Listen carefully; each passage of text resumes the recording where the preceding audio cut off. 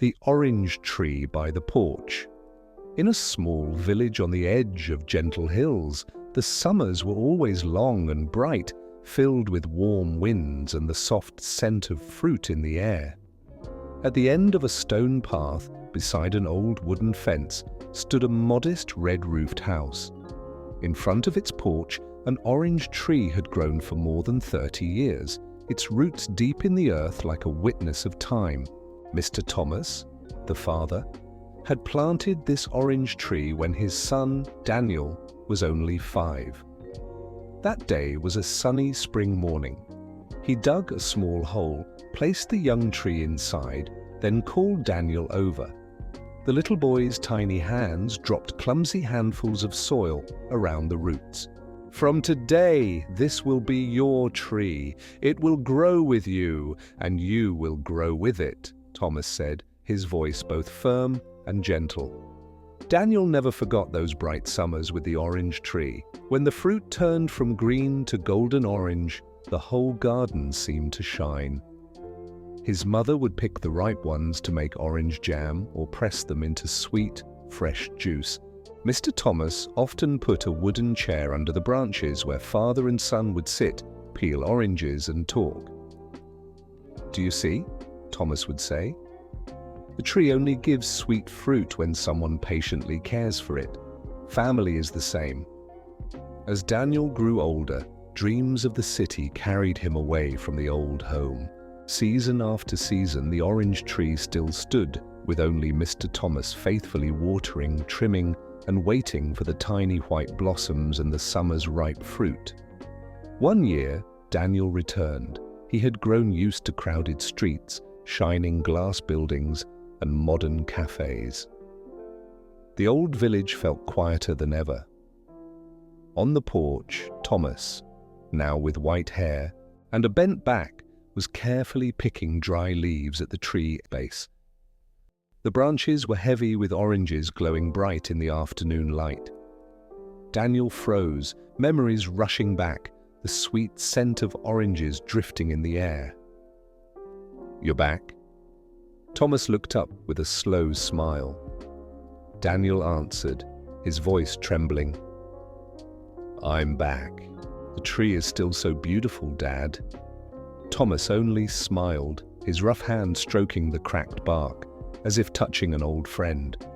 Not long after, Thomas passed away.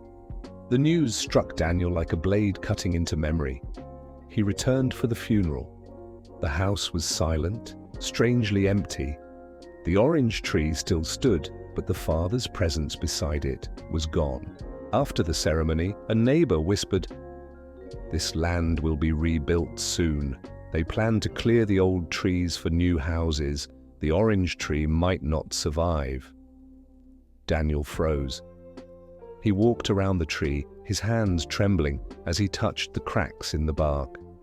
The scent of oranges rose from the branches, the fragrance tied to every summer of his childhood. He closed his eyes, hearing his father's voice. "Family is like a tree. It needs someone to care for it." That night, he could not sleep. The next morning, Daniel went to the village council, then hired a private security team to build a fence around the small plot.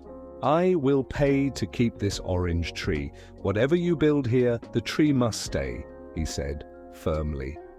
The villagers were surprised, even moved, but Daniel did not stop there. Before leaving for the city, he bent down and cut a young branch from the orange tree. He took it home and planted it in the small yard of his house. At first, he watered it every day, watching the green leaves stretch out. His heart felt both empty and warm. Each time he looked at the young tree, it was as if his father was still nearby, quietly watching over him. One summer later, the first white flowers bloomed on the little tree.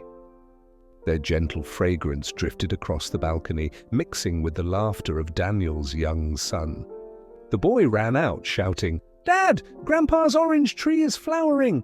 Daniel hugged his son, tears filling his eyes. He knew the memory of his father, of the old house, was now alive in a new form. Sometimes Daniel still drove back to the village to visit the old orange tree. It still stood tall, casting shade, its golden fruit glowing bright. Villagers said Mr. Thomas's orange tree has become a symbol. Everyone passing by stops to look at it. Daniel smiled. His heart felt lighter. His father was still here, in every branch, in every sweet orange, and in the young tree he had brought back to the city. Family love does not disappear with time. It can live on in a keepsake, a flavor, or an old orange tree by the porch. By protecting the past and planting for the present, we carry that love forward to the next generations, so that memory and family stay evergreen, like endless seasons of sweet fruit.